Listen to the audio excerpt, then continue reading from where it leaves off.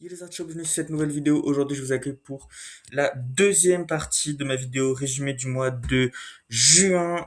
Donc, dans la première partie, du coup, je vous rappelle, on est sur la révolution des flamants roses en Albanie. Donc, la première partie, du coup, vous avez fait un petit résumé rapide de ce qui s'est passé, du coup, du 23 mai jusqu'au 31 juin, du coup, forcément, parce on ne déborde pas sur le mois de juillet, voilà. Encore une fois, dans cette vidéo, j'ai dû couper quelques parties, du coup, de la révolution parce que ça empiétait sur le mois de juillet. Encore, il y a quelques parties que j'ai quand même gardées parce que c'est des événements qui sont commencés en juin, qui sont finis en juillet, donc je me suis dit, ça passe. Donc, dans la première partie, du coup, j'avais fait un petit résumé de ça et j'avais parlé du contexte de cette révolution des flamants roses. Donc, je rappelle Jared Kushner et Ivanka Trump, donc sa femme, c'est-à-dire que enfin sa femme, oui, je crois que c'est sa femme. Jared Kushner, du coup, gendre de Donald Trump, qui voulait acheter entre guillemets l'île de Sazan au bord de l'Albanie, de la région du Vio-Sanarta, et qui voulait en faire du coup un hôtel de luxe grandeur nature qui ferait du coup, enfin qui serait, qui prendrait toute la côte albanaise et qui du coup détruirait une grande partie de l'écosystème albanais qui est protégé d'ailleurs par l'UNESCO, je pense, ou une autre organisation telle que celle-ci, de l'ONU du coup forcément. Ça a forcément du coup créé une révolution en Albanie et pas que. De cette partie dont on va beaucoup parler dans cette vidéo, c'est la réaction internationale parce que du coup la dernière vidéo on était resté quasiment que en Albanie, ce qui s'était passé en Albanie avec cette révolution. Dans cette vidéo on va se concentrer sur ce qui s'est passé à l'international, ce que cette révolution a provoqué dans tous les autres pays du monde, enfin pas tous les autres, mais dans beaucoup d'autres pays du monde. On va aller dans plein de continents différents. Voilà. Et du coup, oui, ce qui s'était passé en gros, donc pourquoi le flamant rose déjà c'était utilisé comme un symbole parce que c'est une espèce en danger à peu près. Oui, c'est plutôt une espèce en danger quand même. Du coup, au Vio-Sanarta en Albanie, du coup, ça détruit son écosystème, cet hôtel de luxe de Jared Kushner et d'Ivanka Trump. La révolution s'est ensuite dévergondée sur le gouvernement d'Edi Rama, le premier ministre albanais, et aussi sur Berkashi, je crois qu'il s'appelle le dirigeant de l'opposition en Albanie. Je rappelle que Edi Rama, c'est le socialiste, c'est le leader du parti socialiste, et Berkashi, du coup, c'est l'autre. Il s'appelle pas comme ça du tout d'ailleurs, mais je sais plus comment il s'appelle. Berisha peut-être. Oui, il me semble que c'est ça, Berisha. Bref. Voilà. Donc après du coup les euh, les manifestations sont essentiellement des manifestations anti-gouvernementales contre le gouvernement d'Edi Rama et de l'autre gars, je sais plus comment il s'appelle. On en est là. Donc oui, du coup, je vous avais raconté toutes les journées des révolutions, des manifestations dans la rue, notamment à Tirana, mais aussi dans d'autres villes comme Shkoder, comme Zvernets, forcément là où débutait la révolution. Et aujourd'hui, je vais vous parler du reste du monde. Voilà. Donc, je vous propose de commencer directement cette vidéo. Donc, ouais, c'est bon. Donc déjà, plusieurs rassemblements de solidarité du coup ont été annoncés puis organisés forcément au sein des communautés de la diaspora albanaise en Europe, en Amérique du Nord et en Australie également, tandis que d'autres appels à manifester circulaient pour d'autres villes. Parmi les premiers rassemblements et appels à manifester à l'international, on a compté donc Berlin, Munich et Stockholm le 5 juin, donc voilà, deux villes en Allemagne et une en Suède, tout en Europe du coup. Londres, Milan, Florence, New York, Washington DC et Toronto le 6 juin, ça fait beaucoup de villes déjà, en Amérique du Nord même. Bruxelles, Bologne et Skopje le 7 juin, donc c'est même étendu en Macédoine du Nord, et en Italie aussi du coup, ainsi qu'un nouveau rassemblement du coup à New York annoncé pour le 15 juin. Le 7 juin, des manifestations de la diaspora ont également eu lieu dans plusieurs villes, notamment Londres, Bruxelles, Hambourg, Milan, New York et Berne, dont je ne vais pas encore parler de la Suisse. Les participants ont exprimé du coup leur opposition à la manière dont le gouvernement gérait les projets de développement prévus et ont réclamé donc davantage de transparence et de responsabilité. D'autres rassemblements simultanés ont été programmés pour le 14 juin dans 17 villes d'Europe et d'Amérique du Nord. Donc je vais vous les citer. New York, aux États-Unis, Chicago, Boston, le Michigan, tout ça aux États-Unis, Toronto au Canada, Berlin et Munich et Cologne et Stuttgart aussi en Allemagne, Athènes en Grèce, Gênes et Faenza en Italie, La Haye aux Pays-Bas, Strasbourg en France, Vienne en Autriche, Oslo en Norvège et Odense au Danemark. Donc, un mouvement citoyen prenant la forme d'un périple routier coordonné d'expatriés albanais euh, voyageant de Londres à Tirana pour se joindre à des manifestations nationales, du coup, a lieu en juin. Bien que le trajet ait duré plusieurs jours, l'objectif était d'être à Tirana pour les manifestations organisées le 20 juin. Je vous avais raconté dans la précédente vidéo que c'était la plus grande manifestation et je vous avais dit en effet qu'il y avait beaucoup du coup de membres de la diaspora albanaise qui s'étaient rejoints là et notamment du coup venant de Londres forcément. Le convoi a pris la route depuis Londres, du coup avec 45 véhicules. Par la suite, d'autres voitures venues de Belgique, d'Allemagne, d'Autriche et de Hongrie notamment, et d'autres pays européens du coup aussi ont rejoint le cortège, qui a ensuite pénétré sur le territoire albanais près de Shkodër, la ville de Shkodër. Après son arrivée à Tirana, le cortège a atteint du coup le quartier de Laprak, d'où les participants ont poursuivi leur chemin à pied jusqu'au siège du Premier ministre, Edi Rama. Le 6 juin, des Albanais ont manifesté à Vienne contre le gouvernement albanais, brandissant des pancartes telles que l'Albanie n'est pas à vendre et réclamant la démission de Rama. Le 7 juin, des personnes se sont rassemblées près du siège de l'Union européenne, du coup à Bruxelles, pour soutenir les manifestations en Albanie, munies de drapeaux albanais et de pancartes appelant à la protection de l'environnement et à la transparence concernant le projet d'aménagement. Ces manifestations, du coup, à l'international, sont toutes un peu pour la même raison, vous l'avez compris, hein, c'est l'écologie et juste pour exprimer le mécontentement du peuple albanais, que ce soit les expatriés ou les gens qui sont restés là-bas en Albanie.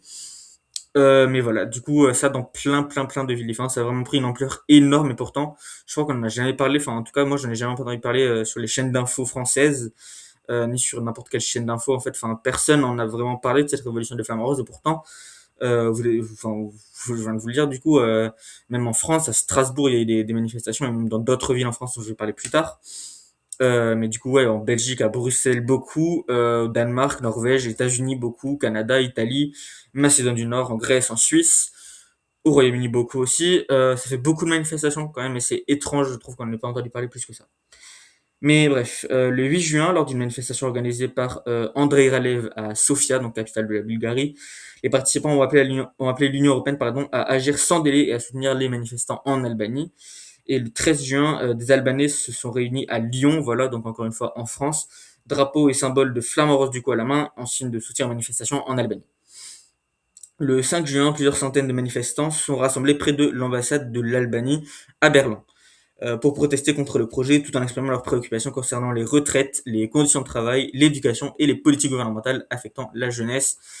C'est vraiment une révolution ou une série de manifestations comme vous voulez qui a pris une ampleur énorme alors qu'à la base c'était vraiment juste pour dire non, nous on veut pas de Jared Kushner et d'Ivanka Trump sur l'île de Sazan ni dans le vieux Sanarta parce qu'ils vont détruire la biodiversité de cette zone-là. Mais au final, ça a pris un détournement beaucoup plus politique au bout de quelques jours au final, hein.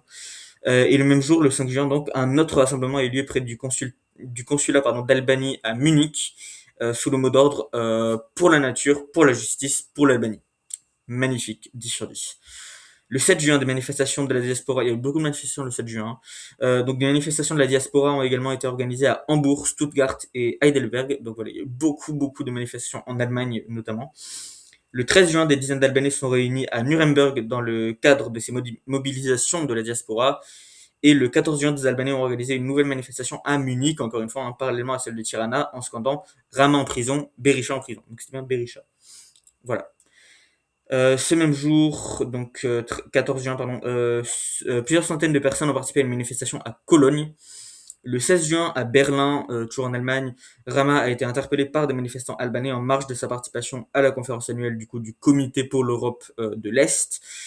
À sa sortie de l'événement, les manifestants ont scandé des slogans tels que Edi Rama, traître, démissionne au plus vite, honte, juste honte, annuler le projet et annuler la loi. Rama a fait un signe de la main aux manifestants avant de monter dans sa voiture. Je dirais que c'est un petit peu insultant. Non, pas vraiment insultant, mais comment dire. Euh, je sais pas comment dire, mais voilà, vous comprenez peut-être ce que je veux dire. Je cherche un mot, mais je l'ai pas. Donc le 6 juin, des migrants albanais et des militants solidaires ont manifesté sur la place Syntagma, je sais pas si c'est comme ça qu'on prononce, à Athènes, pour s'opposer au projet de développement touristique du coup près de la zone humide protégée de Viosanarta et du littoral de Zvernet. Voilà, hein, toujours les mêmes raisons forcément. Les participants brandissaient des banderoles, je sais pas parler, ainsi que des symboles de flammes en rose associés au mouvement. Le 13 juin, des personnes se sont rassemblées à Dublin, en Irlande, pour protester contre le gouvernement de Rama et exiger sa démission. Puis plutôt avant, le 6 juin, environ 2000 personnes sont rassemblées à Milan pour participer aux manifestations, pardon, c'est énorme, 2000, brandissant des pancartes, chantant des hymnes nationaux et scandant des slogans contre le gouvernement albanais. Et ce même jour, le 6 juin, donc toujours, 450 personnes sont réunies à Florence pour une manifestation similaire. Le 7 juin, des centaines d'Albanais sont rassemblés à Bologne, scandant des slogans contre Edirama et s'opposant au projet de complexe touristique prévu. Le 14 juin, les rassemblements de la diaspora se sont poursuivis du coup toujours en Italie. Gênes et Faenza figuraient parmi les lieux de rassemblement prévus pour cette journée, tandis que des manifestations avaient également lieu à Rome et à Pise. Les participants y brandissaient des drapeaux albanais et des pancartes tout en réclamant la démission du gouvernement albanais. Encore une fois, c'est ce que tout le monde veut, je pense, à ce moment-là. Si vous voulez la démission du gouvernement albanais, commentez dans cette vidéo, bien sûr. Je rigole. Sauf si vous voulez le faire, je m'en fous. Le 4 juin, des militants et des citoyens se sont rassemblés devant l'ambassade d'Albanie à Pristina, au Kosovo, en signe de solidarité avec les manifestations en Albanie. Bon, ça c'est assez logique, hein, je rappelle que le Kosovo et l'Albanie, c'est vraiment comme les deux doigts de la main et c'est comme ça. C'est pas ça l'expression. Je sais pas ce que c'est, mais c'est pas ça. Bref, le Kosovo et l'Albanie, vraiment, c'est des jumeaux quasiment, hein. Je pense que peu importe quelle manifestation il y aura en Albanie ou au Kosovo, l'autre pays soutiendra, donc ça m'étonne pas. Ils sont opposés au projet d'intervention dans des zones naturelles protégées et ont critiqué ce qu'ils ont qualifié de privatisation des espaces publics. C'est à peu près ça au final. Le 7 juin, des Albanais ont manifesté à La Haye contre le gouvernement albanais et le projet d'aménagement à Zvernets, scandant notamment que des slogans tels que l'Albanie n'est pas à vendre, c'est encore une fois un slogan important de cette révolution entre guillemets. L'Albanie n'est pas à vendre, c'est le slogan le plus populaire, je dirais, de la révolution. Et ce même jour, une manifestation de solidarité a également lieu à Skopje en Macédoine, sur la place de Macédoine d'ailleurs, dans le cadre du calendrier international de mobilisation lié à ce mouvement-là.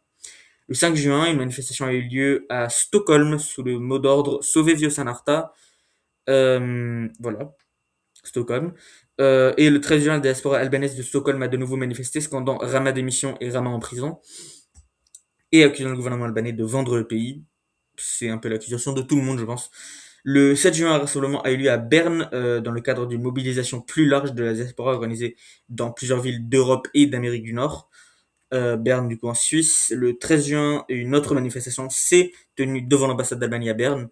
Les participants réclamant du coup la démission de Rama, hein, toujours. Le 6 juin, on remonte un peu longtemps, vous avez vu, on change un peu de date un peu tout le temps. On s'en fout clairement de date. Donc le 6 juin, des membres de la diaspora albanaise se sont rassemblés devant l'ambassade d'Albanie à Londres pour protester contre le projet de complexe touristique et réclamer la démission de Rama. La mobilisation s'est poursuivie le lendemain. Des Albanais résidant au Royaume-Uni sont de nouveau réunis devant l'ambassade, munis de drapeaux nationaux et de pancartes appelant à la protection de l'environnement, à la transparence et au départ de Rama. Le 13 juin, des Albanais de Londres se sont encore une fois rassemblés, vous l'avez compris, arborant des symboles représentant les flamants roses forcément, ainsi que des drapeaux albanais dans le cadre de la mobilisation plus large de la diaspora. Le 6 juin, on revient un petit peu longtemps, on va en Amérique du Nord d'ailleurs, des personnes ont participé à des manifestations à Toronto, vêtues de rouge et de noir et brandissant des drapeaux albanais. Elles réclamaient du coup la démission du Premier ministre Edi Rama. Voilà, noir et rouge, couleur du drapeau albanais évidemment. J'ai pas de drapeau de l'Albanie sur moi, mais je pense que vous voyez après à quoi il ressemble, un fond rouge avec un drapeau noir dessus. Je pense qu'au montage, j'aurai la flemme de mettre ce drapeau, donc je vais pas le faire. Toronto figure également sur la liste des villes où d'autres rassemblements de la diaspora étaient prévus pour le 14 juin. Le 6 juin, entre 1500 et 2000 personnes environ, donc c'est encore une fois énorme, pareil qu'à Milan, pardon, environ, hein, se sont rassemblés devant le consulat d'Albanie à New York pour soutenir la protection des zones humides de Via San Marta et s'opposer au projet de complexe touristique prévu. Un second rassemblement était prévu à New York pour le 14 juin, et ce même jour, des membres de la diaspora albanaise sont également réunis devant l'ambassade d'Albanie à Washington DC, forcément, pour réclamer la démission de Rama et du gouvernement. Le 28 juin, une importante manifestation, composée majoritairement de membres de la diaspora albanaise, a eu lieu à Waterbury, dans le Connecticut. Voilà, si vous connaissez pas cette ville, c'est normal parce que moi non plus. Euh, Clairement, quand il y a une manifestation en Albanie qui touche la ville de Waterbury dans le Connecticut, aux États-Unis, hein, je précise, États-Unis quand même, États-Unis, je pense que la moitié des Américains savent même pas où c'est l'Albanie, enfin 90% plutôt. C'est que c'est vraiment une manifestation importante quand même, enfin pour une manifestation dont je pense que la plupart des gens n'ont jamais entendu parler quand même, c'est étendu jusqu'au Connecticut. Donc c'est que c'est pas rien non plus. Après peut-être qu'il y a beaucoup d'Albanais à Waterbury, je ne sais pas. Peut-être qu'ils se sont installés là il y a des millénaires, j'en ai aucune idée. Le 12 juillet, non, non. Pas de 12 juillet ici. Bon, on va le faire quand même parce que c'est marqué sur mon script. On déborde un petit peu sur juillet du coup, mais le 12 juillet, des Albanais américains pardon, venus de plusieurs États se sont rassemblés devant le siège des Nations Unies à New York. C'est important, c'est pour ça que j'en parle. Pour soutenir la 43e manifestation consécutive organisée en Albanie. Les manifestants ont réitéré les revendications du mouvement, l'abrogation des lois contestées, des réformes politiques et électorales, la mise en place d'un gouvernement de transition impartial et forcément, vous l'avez compris, la démission de Rama. Et enfin, le 13 juin, des personnes se sont rassemblées à Melbourne en soutien aux manifestations en Albanie réclamant la démission du Premier ministre Edi Rama et un changement de gouvernement. Voilà, ça a touché 3 continents différents quand même, c'est pas rien. Voilà, c'était assez important même à l'international. Maintenant, c'est l'heure des réactions. Donc, ce qui va se passer pour ce segment, j'ai les jeux qui produisent de l'eau, je sais pas comment on dit. Donc, oui. Donc, maintenant, on va parler du coup des réactions. Donc, c'est-à-dire je vais aller, j'arrive pas à parler aujourd'hui. On va avoir il y aura plusieurs personnes en gros dont on va parler dans ce segment. On va parler de leurs réactions. Voilà, c'est aussi simple que ça. Donc, tout d'abord, on va parler d'Edi Rama, forcément le Premier ministre. Qu'est-ce qu'il a à dire là-dessus? Est-ce qu'il est ravi? Vous vous doutez bien que non. Donc, Edi Rama a défendu le projet de développement et a rejeté les allégations selon lesquelles des biens publics auraient été transférés illégalement, affirmant que les terrains inclus dans le projet avaient été légalement acquis par des propriétaires privés. Le 2 juin, il a rejeté les appels à l'annulation du projet, déclarant à CNews pas CNews en France, hein, CNews, SEE News, qu'il n'y avait aucune chance que l'investissement soit interrompu tant qu'il serait en fonction, et le présentant comme un investissement étranger majeur pour le secteur touristique albanais. L'agence Associated Press a également cité M. Rama affirmant que l'Albanie ne devait pas craindre un projet impliquant des partenaires investissant 4 milliards d'euros. Dans un premier temps, Rama a cherché à minimiser l'ampleur et la portée des manifestations, affirmant que la participation était bien inférieure à ce qui avait été rapporté et accusant les médias internationaux ainsi que les réseaux sociaux de susciter une hystérie numérique autour de la question. Voilà, on peut évidemment remarquer grâce à ce commentaire que Eddie Rama est évidemment un Jones, hein, une hystérie numérique évidemment. On appelle juste ça une trend. Voilà. Si tu veux, voilà, je donne des petits conseils à Eddie Rama aussi au passage. Et non, by the way, ce n'est pas une trend cette révolution parce qu'elle a quand même duré plus de 1 mois et demi, donc enfin quasi 2 mois, même bientôt 2 mois. Hein. Donc voilà. Clairement, ce n'est pas une hystérie numérique. Il a également laissé entendre que des médias étrangers et des intérêts extérieurs amplifiaient ou exploitaient ces protestations. Lors d'interviews et de déclarations publiques, Rama a présenté ces manifestations comme s'inscrivant dans une guerre hybride menée par des ennemis de l'Albanie et d'Israël, citant notamment l'Iran. Voilà. Qu'est-ce que ça veut dire là? Du coup, ça veut dire que clairement, Edi Rama, il est en train de dire que cette révolution, c'est à cause de l'Iran. Je ne vois pas le rapport personnellement, mais c'est comme tu veux. Hein. C'est ok d'être parado, c'est ok d'être des lulus. Moi, je suis pas dans ça. Clairement, je vois pas ce que l'Iran a à foutre là-dedans. Je pense que ils peuvent s'occuper de manière différente. Enfin, ils ont d'autres chats à fouetter, comme dit l'expression. Celle-là, je la connais. Euh, ouais, je pense que le dernier de leur souci à l'Iran, c'est vraiment de causer une révolution en Albanie. Je vois pas en quoi ça leur serait utile. D'autant plus que ben, c'est vraiment pas leurs alliés, l'Albanie, donc je vois pas. Bref, enfin, c'est pas qu'ils sont ni alliés ni ennemis, en fait, ils s'en foutent l'un de l'autre. Enfin, clairement, l'Iran et l'Albanie, c'est 2 mondes à part. Je pense que la plupart des gens en Iran ne savent même pas ce que c'est l'Albanie, donc voilà. Bref. Donc, tandis que les médias et commentateurs albanais relayaient divers discours officiels ou pro-gouvernementaux, hein, attribuant ces mouvements de contestation à des acteurs étrangers, notamment des intérêts grecs, serbes, russes et iraniens. Voilà, donc c'est la faute à qui cette révolution? C'est la Grèce, la Serbie, la Russie et l'Iran. Voilà. Et Dirama, là-dedans, évidemment, il est innocent. Ça, c'est les politiciens dans toute leur chambre. toute leur splendeur, pardon. Par ailleurs, hein, là, du coup, c'est une autre réaction, mais c'est une réaction de la réaction d'Edir Hamas. C'est la réaction d'Esmail Bagaei, le porte-parole du ministère iranien des Affaires étrangères, voilà, qui a rejeté ces allégations, les qualifiant d'accusations ridicules visant à détourner l'attention des revendications de la population. Et il a bien raison, le petit Esmail. C'est vrai que en fait, je pense que l'Iran vraiment s'en bat les couilles de ça. Et quand tu vois qu'ils ont dû faire appel au porte-parole du ministère iranien des Affaires étrangères, c'est que vraiment, ils en ont absolument rien à foutre. Donc, à mesure que les manifestations se prolongeaient, la rhétorique de Rama à l'égard du mouvement s'est faite de plus en plus conflictuelle. Il a qualifié certains participants d'ignorants et de personnes en proie au délire dépourvu de logique avant d'accuser une partie du mouvement de harcèlement en ligne. Le pauvre, il se fait harceler parce qu'il a envie de vendre son propre pays à un milliardaire américain, gendre de Donald Trump, pour 4 milliards d'euros. C'est vrai qu'il est vachement à plein dans cette histoire, hein, c'est logique. Avant d'accuser une partie du mouvement d'harcèlement en ligne, d'intimidation et d'un esprit fasciste envers ceux qui ne se gênaient pas aux manifestations ou ne les soutenaient pas. Voilà. Donc en gros, ce qu'est en train de dire Edirama, c'est si vous n'êtes pas content de ce que moi je fais, vous êtes fasciste. Top. Surtout que vraiment, lui, il est socialiste, donc forcément, il est de gauche. La plupart des gens qui font ces manifestations sont aussi de gauche, mais clairement pas de la même gauche. Enfin, après, j'ai envie de dire peut-être même du centre, parce qu'en soi, en Europe, je pense que même le centre droit, ils aiment pas trop Trump et ses petits potes. Mais bref, c'est quand même plutôt une activité, je dirais, de gauche de manifester contre Trump et contre, pour l'écologie.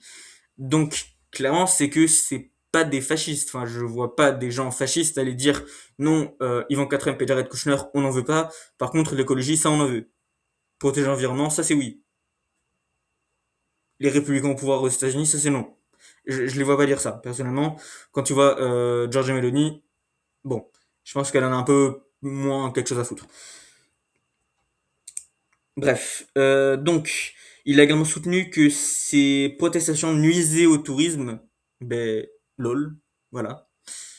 Moi aussi, si j'étais président ou premier ministre d'un pays qui est en train de vivre une révolution, au final, ça s'appelle littéralement une révolution, le premier truc que je me dirais, c'est ah putain, ça va affecter le tourisme, ça. Je suis sûr et certain que Zelensky, la première chose qui s'est dite quand la Russie a bombardé l'Ukraine, c'est oh non, et les touristes, on aura moins de tourisme, ça va nous faire moins d'argent. C'est sûr qu'il s'est dit ça. Voilà, je rigole bien sûr, hein. Je pense que n'importe quelle personne logique ne se dirait pas ça en premier. Ça veut donc dire, en faisant A plus B égale C, que Edirama est bel et bien illogique. Voilà. Donc, il a également soutenu que ces protestations nuisaient au tourisme ainsi qu'aux économies locales et a présenté le mouvement comme étant en partie alimenté par les algorithmes des réseaux sociaux. Oui, c'est normal, c'est l'ère moderne. Mon ref, hein, vraiment, c'est toi, t'es pas, toi, t'es un vieux de la vieille, toi, hein, ça se voit. Décrivant la place des manifestations comme un studio, je pas rapport, c'est à moi à produire du contenu et à nourrir l'algorithme. Voilà. Par contre, Trump, quand il fait des vidéos IA où il chie sur les démocrates, ça ne nourrit pas l'algorithme, pas du tout. Non, jamais.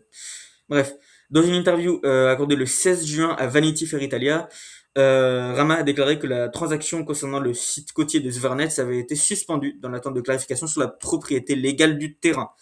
Il a soutenu que les critiques à l'encontre du projet reposaient sur des demi-vérités. Voilà. Ça veut dire qu'il reconnaît quand même qu'il y a une part de vérité, c'est déjà bien. Préciser que l'île de Cézanne n'était pas en vente mais faisait l'objet d'une réflexion en vue d'un partenariat et a indiqué qu'aucun projet concret définitif n'avait encore été finalisé. Pourtant, Ivanka Trump a bel et m'a dit qu'elle voulait que ce soit son île privée. Donc je pense que le but c'est quand même d'acheter l'île et d'en faire une enclave américaine. Enfin, pas vraiment une enclave du coup, mais un territoire américain. Ce qui serait assez ridicule d'ailleurs, hein. Franchement, une île en plein milieu de la mer Adriatique qui appartiendrait aux États-Unis serait illogique, mais bon. Dans un entretien accordé le 23 juin au Financial Times, il a rejeté les accusations le dépeignant comme une figure de type parrain en Albanie. C'est hilarant. A défendu la légitimité des investissements liés à Kouchner, a nié tout lien avec le blanchiment d'argent. Mhm. et a affirmé que les projets de développement du littoral se poursuivraient malgré les protestations. Voilà, ça c'est vraiment l'esprit de quelqu'un qui ne comprend rien. 2 millions de personnes en Albanie, personne n'est content, et lui il se dit, c'est pas grave, rien à foutre. Vernet dans le cul. Donc, Rama s'en est également pris personnellement à plusieurs figures associées au mouvement. Ouh là là. Après que... c'est chaud, ce que je veux dire. Après que Dritan Gojai, ancien combattant de l'armée de libération du Kosovo, c'est quand même pas rien, a lu la plateforme en 5 points du groupe de coordination de la manifestation, Rama l'a qualifié de porte-parole des intérêts iraniens, puis de manipulateur mi-taliban, mi-mythomane. Ça, c'est quand même assez croustillant. Voilà, ça, j'ai vraiment envie d'en parler parce que je trouve ça, mais pépite, ce qu'il a dit là. Franchement, Eddie Rama s'enfonce, mais de manière tellement illogique. C'est-à-dire qu'on a un ancien combattant de l'armée de libération du Kosovo. Le gars est un vétéran, d'accord? Dritan Gojai, vétéran kosovar. On est bien d'accord là-dessus. Qui dit juste que, enfin, qui en gros cite les points logiques de la manifestation. Qui dit c'est cette manifestation, ben oui, c'est logique. Enfin, au bout d'un moment, ça n'a aucun sens ce projet.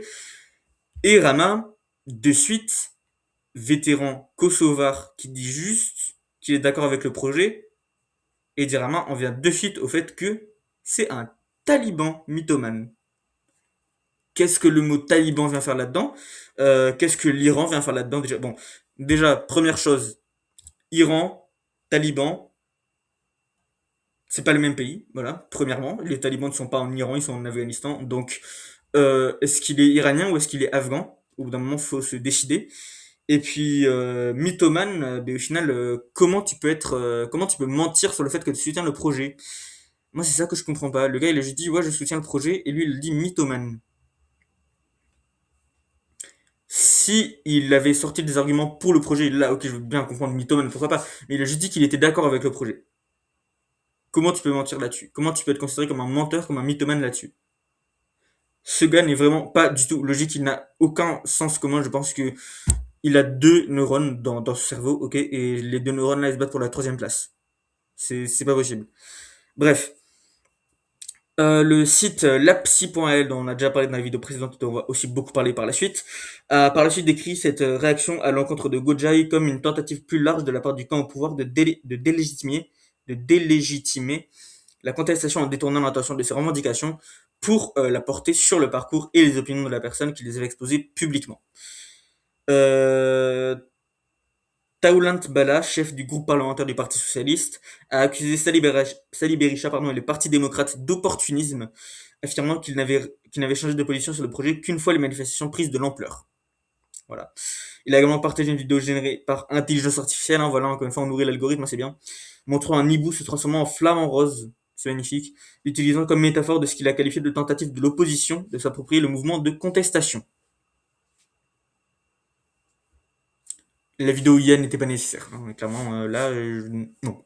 Non, non. Par la suite, le média Reporter.l a qualifié de désinformation politique visant à discréditer les manifestations la fausse rumeur selon laquelle l'investissement serait transféré à Mykonos, tout en citant Ardis Bido et Taulant Bala en lien avec la diffusion de récits trompeurs au sujet de ces rassemblements. Le ton de Bala s'est durci après les affrontements de fin juin et début juillet. Voilà, on déborde un petit peu dans juillet, mais c'est pas grave. Le 30 juin, il a qualifié le militant Gentian Progny de délinquant récidiviste et a affirmé qu'une bande de criminels et terroristes exploitait les manifestations à ses propres fins. Voilà, donc qu'est-ce qu'on peut retenir des propos des socialistes en Albanie? Les manifestants qui se battent contre Trump et pour l'écologie sont fascistes, pro-Iran, talibans, mythomanes et terroristes. Ça fait beaucoup de mots. Déjà, beaucoup de mots qui ne vont absolument pas ensemble, enfin pour la plupart en tout cas, et aussi beaucoup de mots qui n'ont absolument aucun sens. Vraiment, il n'y en a aucun d'entre eux qui est logique. Terroriste, ben écoute, normalement un terroriste il tue des gens, ou au moins il essaie de tuer des gens. Là, je vois pas en quoi ça a été mortel. Je crois que vraiment très peu de personnes sont mortes, parce qu'on a actuellement un compte de zéro personne. Voilà. Peut-être qu'il y a une attaque terroriste là-bas, hein. Ça m'étonnerait fortement, mais je sais pas.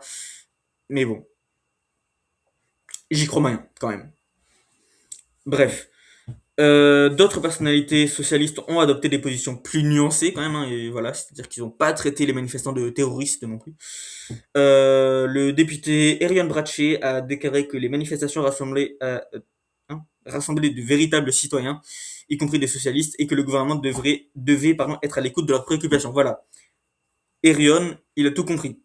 Lui, il a tout compris. Il sait que ce n'est pas des talibans, c'est pas des terroristes, c'est juste des gens lambda qui font des manifestations paisibles dans la rue. Voilà. Parallèlement, il a défendu le projet des Svernets comme une opportunité économique, soutenant qu'il convenait du coup de trouver un équilibre entre les impératifs environnementaux, les questions de propriété et les enjeux de développement.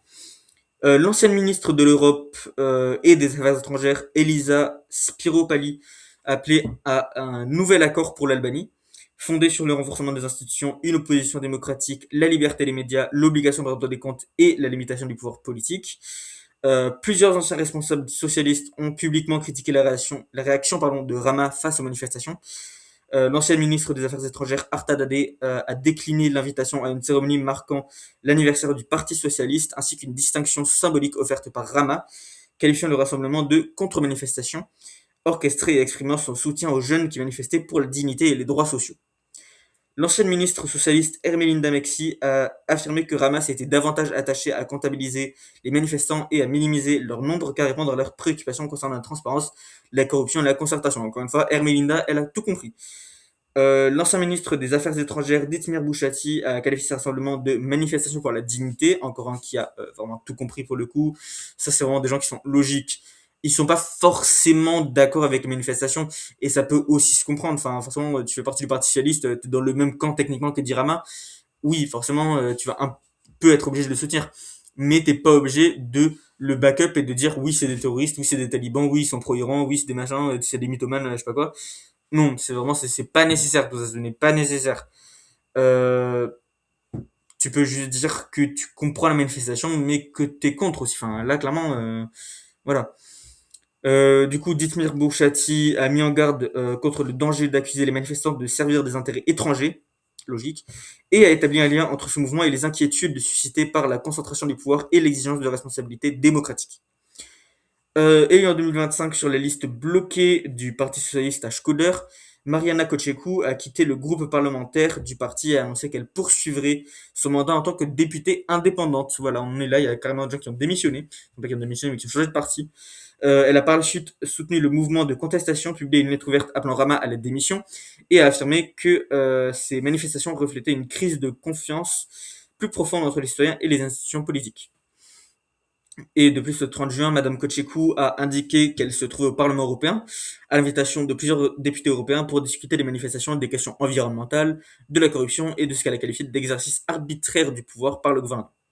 L'ancien ministre des Finances, Arben Malai, a également estimé que les manifestations reflétaient des problèmes de gouvernance plus profonds et a soutenu que la démission de Rama était devenue une issue politique réaliste. Le Parti démocrate d'Albanie, principale formation d'opposition du pays, a adopté une position initialement prudente et contestée à l'égard des manifestations. Au début du mouvement, les manifestants ont critiqué aussi bien Rama que le dirigeant du Parti démocrate, donc Sali Berisha, hein, reflétant ainsi un sentiment anti-système plus large et une méfiance envers l'ancienne classe politique. Le 1er juin, Berisha a condamné les violences perpétrées contre des manifestants à Zvernets, tout en affirmant que le Parti démocrate soutenait les investissements étrangers et ne cherche pas à faire fuir les investisseurs d'Albanie. Est-ce que c'est logique? Pas tant. Est-ce que c'est mieux que ce que fait Edirama? Un petit peu. C'est pas fou, mais ils ont déjà ça mieux. Au moins, ils ont dit les manifestations, bof. Non, pardon, les violences contre les manifestants, bof. Alors que les manifestations se poursuivaient, Berisha a opté pour un soutien plus explicite. Le 7 juin, Top Channel a qualifié sa position de revirement, rappelant qu'il était passé d'un soutien conditionnel axé sur l'investissement et l'exigence de transparence à un soutien total aux manifestants opposés au projet. Voilà, donc il a complètement switché de camp, le petit Berisha. Le 10 juin, il a demandé aux sympathisants du Parti démocrate de se joindre aux manifestants sans arborer les symboles du parti, soulignant le caractère citoyen et la direction jeune du mouvement, tout en précisant que le parti avait également sollicité le soutien du Parti populaire européen pour ses protestations. Pardon. Le soutien croissant dont bénéficiait le parti restait controversé, car le mouvement de contestation se présentait comme civique et apolitique. À la base, des tensions sont apparues le 8 juin, lorsque des membres du Forum de la jeunesse du Parti démocrate d'Albanie ont tenté de se joindre à la manifestation. Certains manifestants ont alors accusé les militants du parti de chercher à diviser le mouvement ou à se l'approprier. Lors des débats parlementaires, les représentants du Parti démocrate ont de plus en plus soutenu les revendications des manifestants, notamment la démission de Rama, hein, tandis que des membres du gouvernement ont profité de ce changement de position pour accuser Berisha et l'opposition d'opportunisme. Le Parti démocrate a également eu recours à un boycott parlementaire pour soutenir les revendications des manifestants. Le 10 juin, ces députés ont boycotté le vote sur un projet de loi d'amnistie pénale, faisant valoir que les revendications des manifestants devaient primer sur l'ordre du jour du Parlement. L'Opportunity Party le parti Opportunity plutôt, était le principal parti d'opposition mineur représenté au Parlement au moment des manifestations, comptant deux députés, donc Agron Shehai et Herald Capri, à la suite des élections législatives de 2025. Le parti a soutenu le mouvement de contestation. Shehai a notamment reconnu publiquement son implication dans les manifestations liées à des projets touristiques et à des litiges fonciers s'étendant de Tet à Nart, en passant par Zvernitz forcément. Ses représentants se sont également mobilisés autour du conflit foncier et immobilier de Riol, une affaire qui a fini par s'inscrire dans le récit plus large de la contestation contre le développement du littoral, la défense d'intérêts privés et les questions de droit de propriété. Je vous rappelle que Riol, on en a parlé dans la vidéo précédente, donc allez regarder si vous ne l'avez pas encore regardé. De toute façon, je vais la mettre quelque part dans la vidéo, vous verrez apparaître juste ici la petite bannière pour accéder à la vidéo.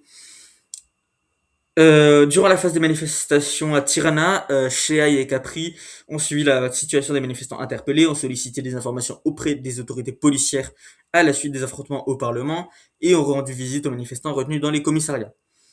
Les deux députés du parti Opportunité ont également fait l'objet d'une exclusion disciplinaire des travaux parlementaires durant les périodes de contestation, voilà les pauvres.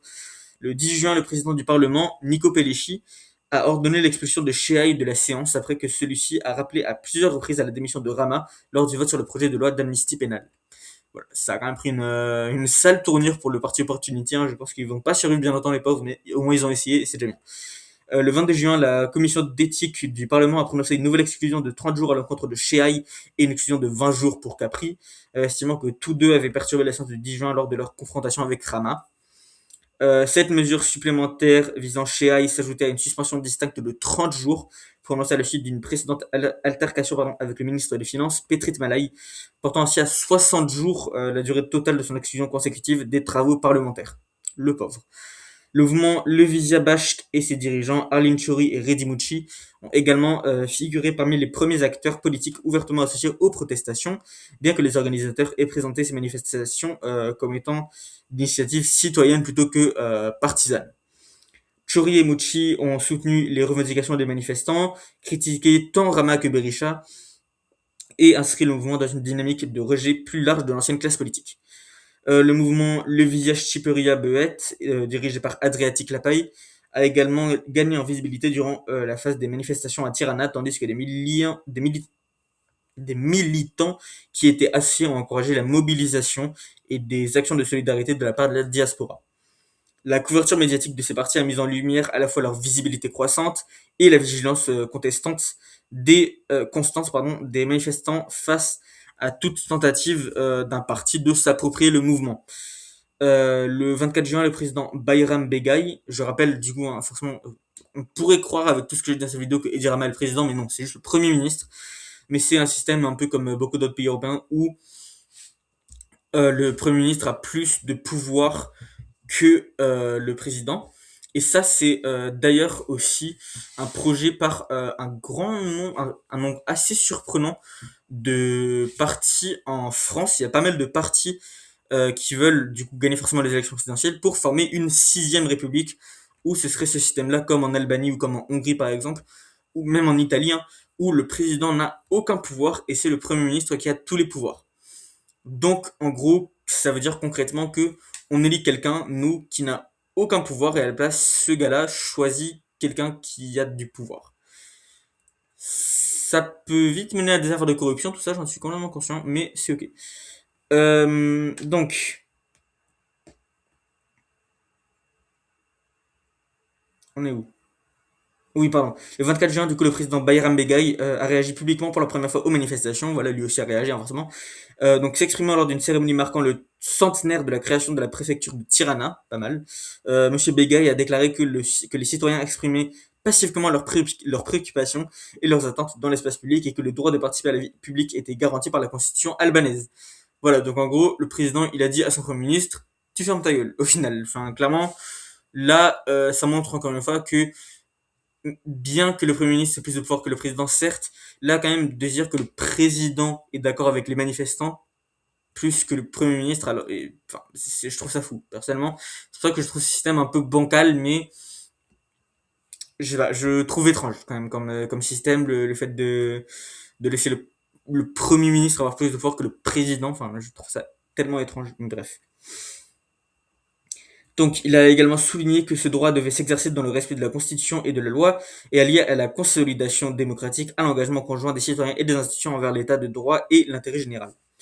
Le promoteur du projet a déclaré que l'aménagement était réalisé conformément à la législation albanaise et aux procédures d'urbanisme en vigueur. Reuters, donc je rappelle, c'est un journal canadien, a cité Asher Abessera, président de Sazan Real Estate Development, hein, de Sazan Real Estate Development LLC, affirmant que les promoteurs privilégiaient une gestion responsable, la valorisation de l'environnement, la création d'emplois et la génération de valeur à long terme pour les communautés locales. C'est magnifique et c'est pas exactement vrai. Le 22 juin, Affinity Partners, la société d'investissement dirigée par Jared Kushner du coin, a démenti toute implication dans le projet de complexe touristique de Zvernets, précisant que le projet a été développé par Sazan Real Estate Development LLC et que les éventuels partenaires américains agissaient à titre personnel plutôt qu'au nom d'Affinity Partners. Donc ça veut dire que même Affinity Partners, la société de Jared Kushner au final, n'est même pas d'accord avec lui sur cette affaire à Sazan. Ils sont en mode non, on va laisser ça à Sazan Real Estate Development LLC, ils vont gérer ça tout seuls. À la suite de l'incident survenu le 30 mai à Zvernets, la police d'État albanaise a annoncé l'ouverture d'une enquête sur les événements s'étant déroulés sur le lieu de la manifestation. Pardon. La direction générale de la police d'État a suspendu le directeur de la police de Vlor, une autre ville en Albanie, estimant que les informations initialement communiquées au sujet de l'incident étaient inexactes. La police a également annoncé des poursuites pénales à l'encontre de 15 manifestants, tandis que 2 agents de sécurité privée ont fait l'objet d'une enquête. Le 1er juin, la police d'État a révoqué les licences des sociétés de sécurité privée Myrto Security 1.3a et Major Security, invoquant des infractions liées aux violences survenues lors de la manifestation de Zvernets. Durant la phase des manifestations à Tirana, les mesures policières sont devenues une source récurrente d'affrontements. Le 2 juin, la structure spéciale de lutte contre la corruption et le crime organisé, donc forcément la SPAC, on a parlé dans la vidéo précédente beaucoup, on va en reparler, je pense, de cette vidéo de la SPAC, a annoncé l'ouverture d'une enquête préliminaire pour corruption concernant le traitement et le transfert à des entités privées de titres de propriété sur des terrains côtiers situés du coup dans la zone de développement. Le journal The Guardian, qui s'est beaucoup impliqué dans cette affaire également, a par la suite rapporté que la SPAC avait également ouvert une enquête sur des modifications législatives controversées adoptées en 2024 relatives aux zones protégées. Le 10 juin, l'Organized Crime and Corruption Reporting Project, l'OCCRP, conjointement avec son partenaire albanais SHTEG, a signalé que des documents judiciaires issus d'une enquête distincte sur le trafic de drogue recoupaient l'enquête du SPAC concernant des transactions foncières liées au projet de complexe touristique. Selon l'OCCRP, une ordonnance du tribunal spécial a imposé la saisie conservatoire d'un compte bancaire contenant plus de 110 millions d'euros lié à une vente de terrain entre Arthur Shehu et la société Albanian Land Development SH.A. Le rapport indiquait que les documents judiciaires désignaient Shehu comme suspect dans des affaires incluant le blanchiment d'argent et la participation à un groupe de criminalité organisée, tout en précisant que ces documents ne mettaient pas en cause Albanian Land Development et qu'il n'existait aucune preuve qu'Ivanka Trump, Jared Kushner ou les investisseurs du projet aient eu connaissance de l'enquête du SPAC ou des accusations pesant sur Shehu. La délégation de l'Union européenne en Albanie a demandé aux autorités albanaises des informations sur l'évolution de la situation dans la zone et a souligné l'importance des normes de protection et de préservation de l'environnement dans le cadre du processus de l'adhésion de l'Albanie à l'Union européenne. Forcément, il faut que des trucs changent pour que l'Albanie rentre dans l'UE, on a bien compris. Le 7 juin, la Commission européenne a averti que le projet envisagé pourrait compliquer le processus d'adhésion de l'Albanie à l'UE, précisant que le pays devait se conformer à la législation environnementale de l'Union, notamment au chapitre 27, et réitérant ses préoccupations concernant les récentes modifications apportées aux lois albanaises sur les zones protégées et les investissements stratégiques. Plusieurs députés européens et groupes politiques européens ont exprimé leur soutien aux revendications des manifestants en matière d'environnement et de lutte contre la corruption. L'eurodéputé allemand Sébastien Everding a évoqué la question au Parlement européen, déclarant que l'Albanie n'est pas à vendre, encore une fois, tandis que les eurodéputés néerlandaises Tineke Strik et Anna Strollenberg ont appelé l'Europe à accorder une plus grande attention à la transparence, aux ressources publiques, aux besoins sociaux et aux garanties environnementales. L'eurodéputée italienne Ilaria Salis a qualifié ces manifestations d'actes de défense de la souveraineté populaire.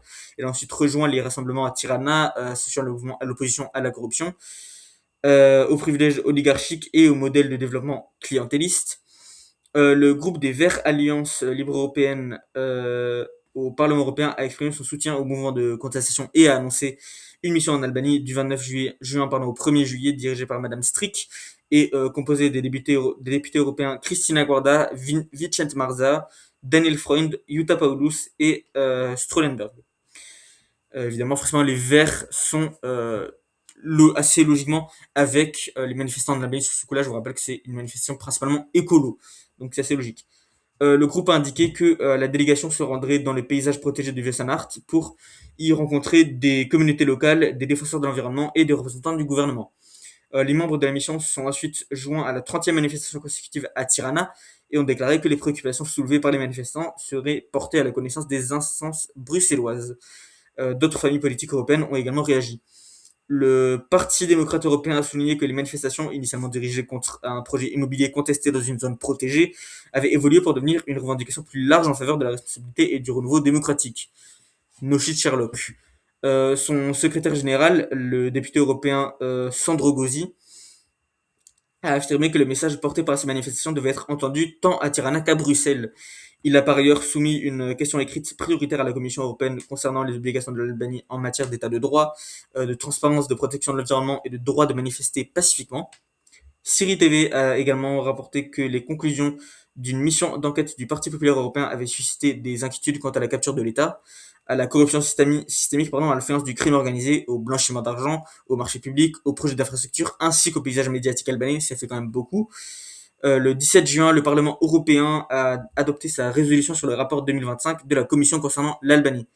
La résolution soulignait que la corruption demeurait une préoccupation majeure, appelée à préserver l'indépendance et les ressources des institutions de lutte contre la corruption telles que le SPAC, et exprimait des inquiétudes quant au cadre régissant les investissements stratégiques et la délivrance d'autorisations dans des zones écologiquement sensibles. Elle demandait également du coup l'abrogation des amendements de 2024 à la loi sur les zones protégées, lesquels, selon le Parlement, affaiblissaient la surveillance environnementale et permettaient la résolution d'infrastructures touristiques de grande envergure au sein de ces zones. Des personnalités politiques, des médias et des commentateurs américains ont réagi aux manifestations, principalement en raison de l'implication du groupe de Jared Kushner et d'Ivanka Trump, par c'est logique, dans le projet d'aménagement.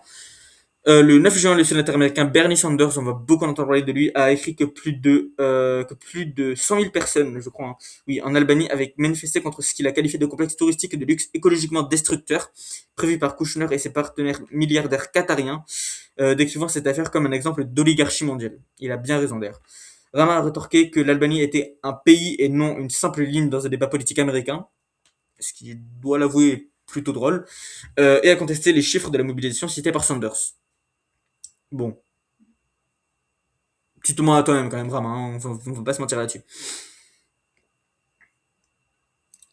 Le 12 juin, Media Benjamin, cofondatrice de Code Pink et de Global Exchange, a publié un article intitulé Vive la révolution des flamants roses en Albanie, décrivant ce mouvement comme une contestation du développement piloté par des milliardaires, des accords gouvernementaux opaques et la corruption. Democracy Now! A également couvert ces événements sous le titre L'Albanie n'est pas à vendre, hein, qualifiant les manifestations des protestations contre un projet de complexe hôtelier de luxe lié du coup à Jared Kushner et soulignant que les participants réclamaient la démission de Dirama. La commentatrice conservatrice Candace Owens a critiqué Ivanka Trump et Jared Kushner au sujet du projet en Albanie, ce qui est assez surprenant parce que c'est une conservatrice quand même, Candace Owens, hein, je vous l'ai dit, et elle est contre Ivanka Trump quand même. Donc c'est que même les républicains ne sont pas tous d'accord avec ça. Le site The Daily Beast a rapporté qu'Owens avait consacré une séquence de son podcast à fustiger le projet d'aménagement de l'île de Sazan et évoquer les manifestations organisées en Albanie pour s'y opposer. La Jewish Telegraphic Agency, dont l'article a été repris par le Jerusalem Post, a également signalé qu'Owens avait exprimé sur X son soutien aux manifestations en Albanie, tout en inscrivant ses propos dans le cadre d'une réflexion plus large sur la rhétorique complotiste antisémite gravitant autour du débat sur ce projet. Rhétorique complotiste antisémite, là je suis moins sûr. On va pas se mentir, on va peut-être se calmer un petit peu. Mais pourquoi pas? Enfin, pourquoi pas vraiment, mais ok, ça passe.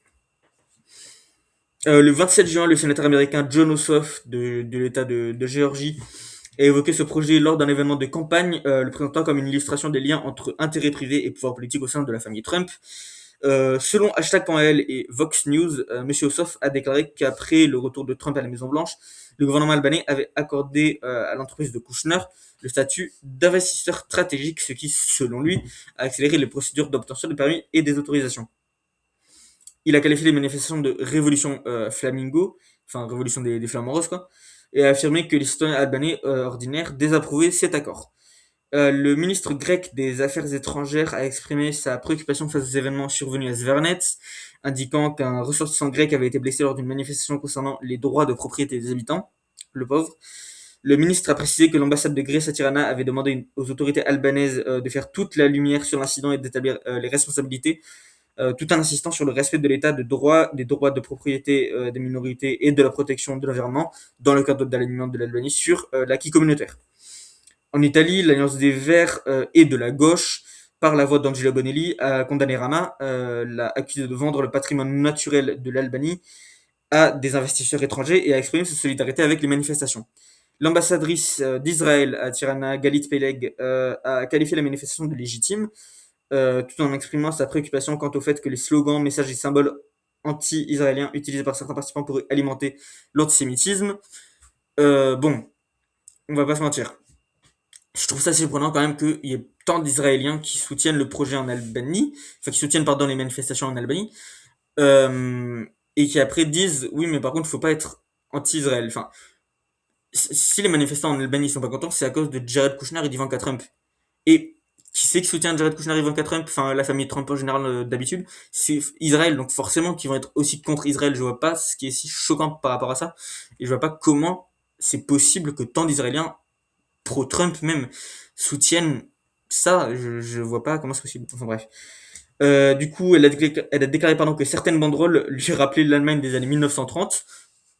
On va peut-être pas abuser non plus. Hein.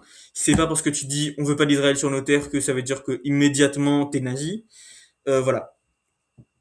Donc ça veut dire que quand même les Israéliens qui sont pour ce projet, ils ont dit bon on est pour, mais il y a quand même des manifestants, c'est des nazis. Voilà, donc je rappelle, hein, les manifestants c'est des mythomanes, c'est des pro-Iran, c'est des talibans, c'est des nazis.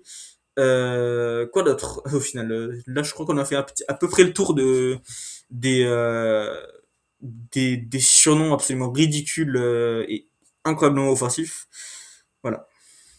Au Kosovo, Hüsamettin Feray, ancien candidat parlementaire de Vetëvendosje, a rejoint les manifestations à Tirana aux côtés d'Arlene Shori, du coup de Levizia Bashk.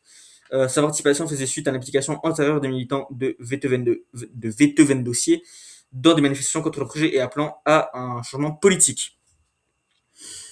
Maintenant, on entame la dernière partie, si je ne m'abuse. Oui, c'est ça, le soutien public. Euh, voilà, c'est tous les gens du public qui ont soutenu ce projet.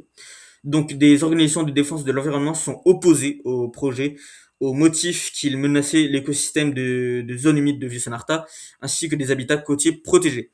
18 de ces organisations ont annoncé qu'elles boycotteraient les consultations avec le ministère du Tourisme et de l'Environnement tant que les amendements à la loi sur les zones protégées ne seraient pas retirés, refusant de participer à un processus qui, selon elles, ne traitait pas de l'affaiblissement des mesures de protection de ces zones. PPNEA BirdLife Albania a exigé l'arrêt des travaux, le retrait des engins lourds, le démantèlement des clôtures et la restauration des habitats dégradés avant toute consultation. Même le Fonds mondial pour la nature, donc le WWF, hein, a condamné les activités d'aménagement dans la zone et a appelé le gouvernement albanais à interrompre les travaux, à se conformer à la législation environnementale et à respecter les engagements internationaux en matière de conservation. Quand le WWF s'en mêle, c'est que c'est vraiment pas rien pour le coup. Euronature a fait valoir que les procédures environnementales requises n'avaient pas été dûment respectées, pardon, et que les normes de protection de la nature liées à l'UE, notamment celles de Natura 2000 et du réseau Emerald, avaient été ignorées. Riverwatch a activement soutenu le mouvement en coordonnant des campagnes de plaidoyer internationales et des pétitions publiques pour s'opposer au développement commercial au sein de la zone protégée du Delta. Le Climate Action Network a également soutenu les protestations et a réclamé l'arrêt immédiat des travaux, le rétablissement d'une protection juridique intégrale ainsi que les garanties renforcées concernant la participation du public au processus de décision en matière d'environnement. Le syndicat des employés universitaires d'Albanie, le SPUSH, a soutenu les manifestations et les qualifiant d'expression de citoyenneté active et d'engagement démocratique. Le syndicat a d'ailleurs associé ses mobilisations à la protection des espaces naturels, des biens publics, de la transparence et de la consultation citoyenne, tout en appelant à ce que l'expertise universitaire soit prise en compte dans les décisions relatives à l'environnement, au développement durable et aux biens publics. Le 25 juin, 260 universitaires, étudiants et professeurs de différents pays ont signé une lettre publique en soutien aux manifestations.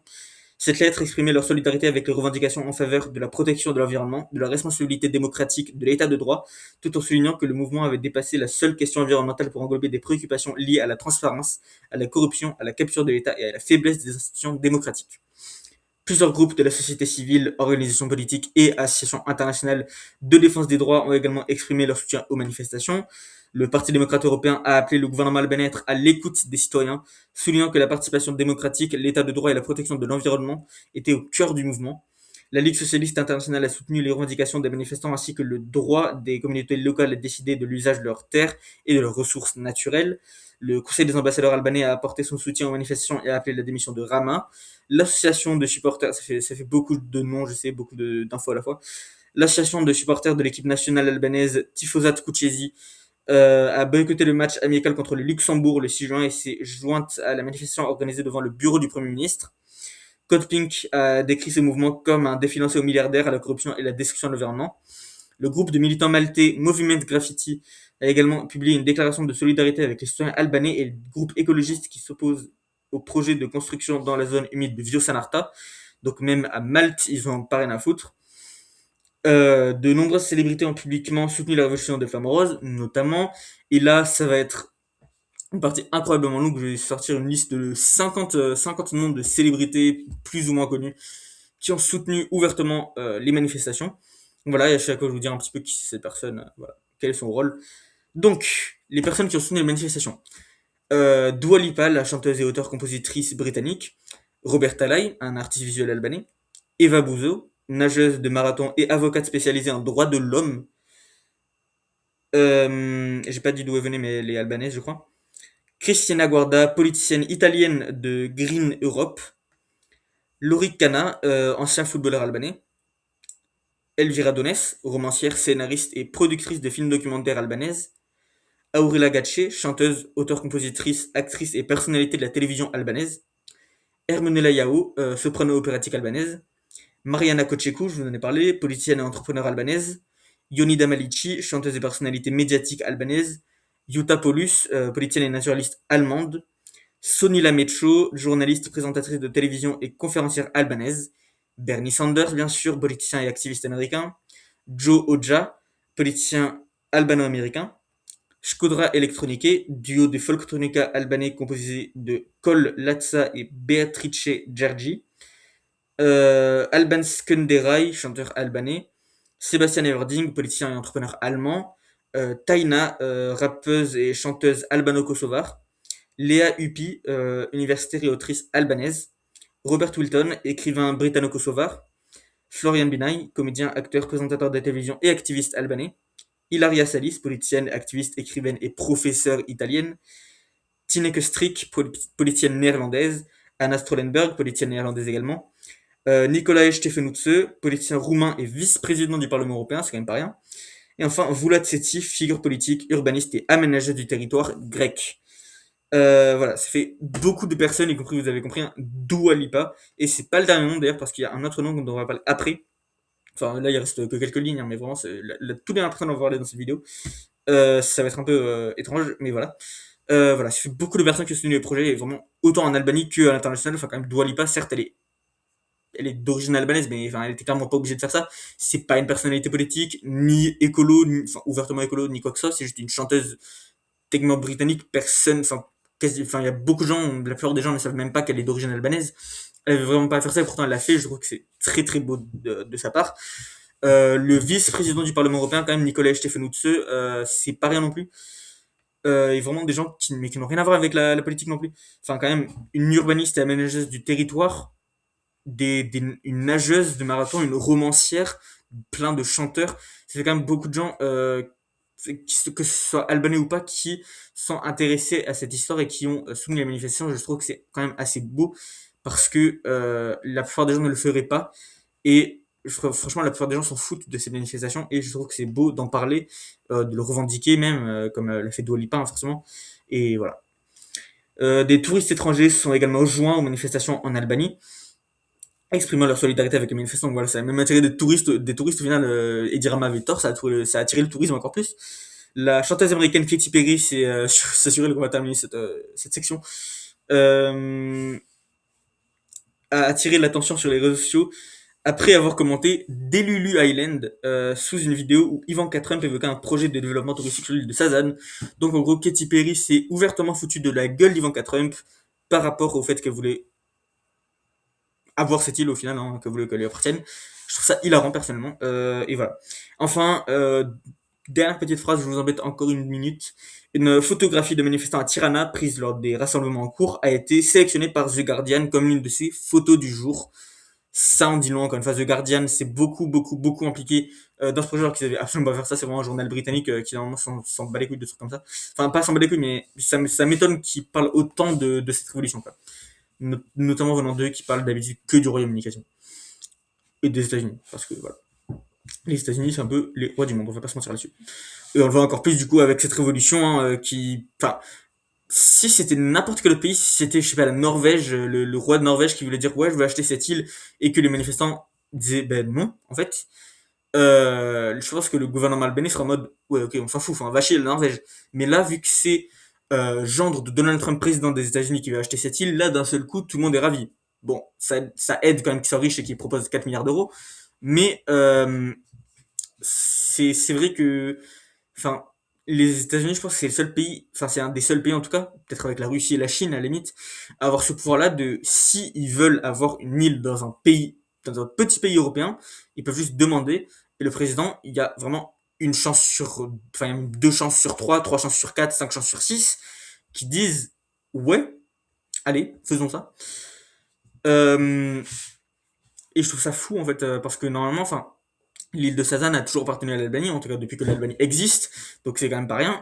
Enfin, je trouve ça étrange que d'un seul coup, tout le monde se dise tiens, enfin que les États-Unis se disent tiens, cette île elle va nous appartenir, parce que pourquoi pas au final, parce qu'elle est cool. Et on va faire un complexe d'hôtels touristiques dessus, d'hôtels de luxe, enfin bref. Je trouve cette révolution complètement raisonnable. Moi aussi, j'aurais manifesté si j'étais albanais ou si j'avais le but d'aller en Albanie, mais bon, là, c'est vraiment pas dans mes plans, malheureusement. Mais voilà. Si j'étais albanais, clairement, je serais allé manifester sans réfléchir, c'est évident. Ça n'a aucun sens, ce projet n'a aucun sens. Edi Rama, Premier ministre de l'Albanie, n'a aucun sens. Voilà, je suis désolé. Le président est 8000 fois plus logique que Edi Rama, ça devrait juste être lui le Premier ministre au final, ça devrait être l'inverse. Edi Rama le président et l'autre Premier ministre. Parce que le président n'a aucun rôle en Albanie. Ça sert à quoi d'avoir un président qui est aussi intelligent que ça et au final de pas s'en servir, enfin, qui servent à rien. Parce que là, clairement, ils ont un Premier ministre qui est débile mental, je suis désolé, mais Edi Rama n'a rien dans le cerveau. Et, euh, et ils sont obligés de se baser sur lui alors qu'ils ont un président qui est mature. Ce qu'Edi Rama n'est pas. Parce que quand il y a des gens qui font des manifestations paisibles et que tu les traites de pro-Iran, de talibans, de mythomanes, tu n'es pas mature, non. À quel moment taliban? Bon, déjà, encore une fois, t'es pas mature parce que je l'ai déjà dit, le mot mythomane était très mal utilisé dans cette phrase et Iran et taliban ne vont pas ensemble, ce n'est pas les mêmes choses. En Iran, t'as l'ayatollah et taliban, c'est en Afghanistan. Voilà.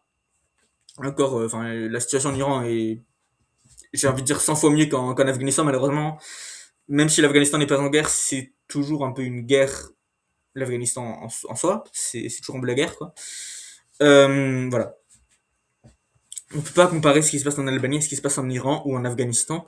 On peut pas dire que ces gens-là qui manifestent sont des mythomanes parce que ce n'est pas vrai. Oui, ça va détruire l'écosystème. Oui, les flamants roses vont disparaître de la surface de la planète, en fait, si jamais, pas de la surface de la planète, mais la population des Flamands roses, qui sont quasi tous, enfin pas quasi tous, mais une grande partie de la population des Flamands roses sur Albanie qui sont au Vieux-Sanarta, en Albanie.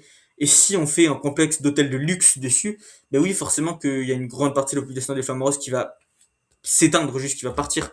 Et c'est tellement triste que tout le monde s'en fout au final de cette histoire-là. Euh, je pense qu'on devrait plus en parler, je pense que ça devrait être plus médiatisé que ça, parce qu'en fait, si un truc comme ça se passait aux États-Unis ou en France, au Royaume-Uni, au Canada, on en entendrait beaucoup plus parler. Alors que là, l'Albanie, ben forcément, personne ne s'est le placer sur une carte, donc tout le monde s'en fout. Alors que non, en fait, que ce soit en Albanie, que ce soit aux États-Unis, que ce soit en Russie, que ce soit en Azerbaïdjan, que ce soit au Soudan du Sud, s'il y a une manifestation de cette envergure, on devrait en parler parce que c'est grave important, je trouve que c'est incroyablement important. C'est pour ça que je voulais faire 2 vidéos dessus. Bon, déjà, vous avez vu que ensemble les 2 vidéos, ça me ferait genre 2 heures, 2 heures et demie de vidéo. C'est absolument énorme, j'ai beaucoup trop de choses à dire dessus. Mais voilà, l'Albanie, certes, c'est un pays un peu inutile entre guillemets, enfin qui est pas incroyablement comment dire, bah oui, utile. J'ai pas le mot que je cherche, mais c'est pas un pays nécessaire en tout cas, c'est sûr. C'est pas un pays important. L'Albanie, je pense quand même qu'on devrait en avoir quelque chose à foutre, parce que je pense que la plupart des gens, qui soient dans le lieu ou pas, ça leur ferait ni chaud ni froid. Mais là, on parle pas seulement de l'Albanie, on parle quand même d'une île, on parle de l'influence du pouvoir des États-Unis. Et si les États-Unis arrivent, enfin si Jared Kushner arrive à faire en sorte que les États-Unis aient l'île de Sazan, ce serait absolument ridicule. Ça veut dire que les États-Unis auraient un pied ferme à terre en Europe, qui serait sur le continent européen. Et là, ben là, on pourrait plus rien faire. Enfin, clairement, si les États-Unis pètent un plomb, ce qui est malheureusement de plus en plus probable, enfin, quand je dis les États-Unis, je parle de Trump, hein, bien sûr. Si Trump pète un plomb et décide d'annexer l'Europe, il pourra le faire depuis l'île de Sazan. Et ça, c'est con. On doit penser à ça. On doit penser à l'écologie qui est de plus en plus importante, parce que même si Trump dit l'écologie on s'en fout, machin machin, non, on s'en fout pas, on ne devrait pas s'en foutre de l'écologie. L'écologie c'est important. On doit sauver les flamants roses, bien que oui. Est-ce que dans la vie de tous les jours les flamants roses c'est utile? Non. Mais si les flamants roses disparaissent, ben certes ça changera rien à notre vie du quotidien en soi, mais ça laissera plus d'espèces disparaître. C'est comme ça. Enfin, quand une espèce disparaît, en général, elle entraîne au moins 5 autres espèces avec elle, et on peut pas faire ça aux flamants roses. Enfin, clairement, c'est pas possible.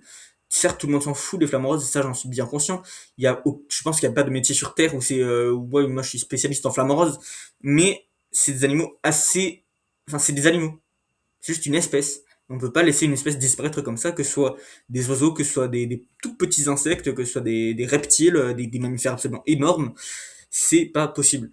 Et voilà, on doit réfléchir à l'écologie. L'Albanie, enfin les manifestants albanais l'ont bien compris, mais malheureusement le reste du monde a l'air de s'en foutre. Certes, il y a des politiciens aux Pays-Bas et en Italie et en Grèce qui sont pour ces manifestations, mais c'est pas assez. Tous les pays européens devraient en avoir quelque chose à foutre. Bruxelles devrait en avoir quelque chose à foutre. Les bureaux de l'UE devraient en parler. Enfin bref.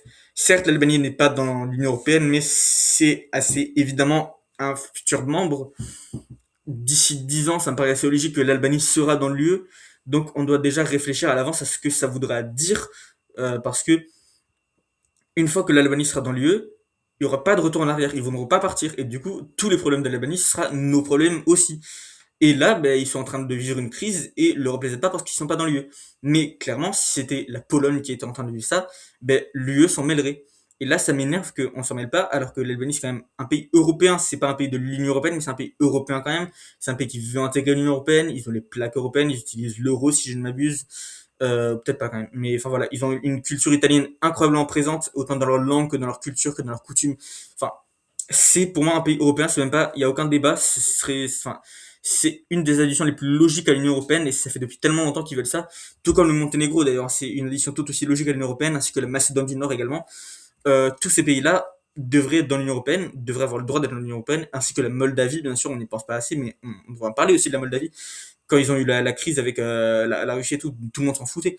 En fait, là actuellement, on est à un stade où s'il y a un problème en Albanie comme ça a été le cas, s'il y a un problème en Moldavie comme ça a été le cas, mais s'il y a aussi un problème au Monténégro ou en Macédoine du Nord, et évidemment il y a un gros problème en Ukraine, mais bon ça c'est pas pareil parce que bon l'Ukraine, enfin on n'a pas envie qu'on ait plus de frontières avec la Russie, ça c'est une autre histoire quand même, c'est une guerre, c'est plus grave, mais c'est pas pour autant qu'on devrait délaisser la Moldavie, le Monténégro, l'Albanie et la Macédoine du Nord.